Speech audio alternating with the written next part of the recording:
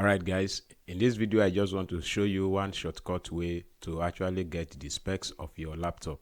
You want to buy a system, you want to buy a laptop, and then you want to get the specifications. I will show you a very quick step to do that, and all you need to do is to press your window X, then press T. Alright, this will come out, then just click on performance here. You can see performance now.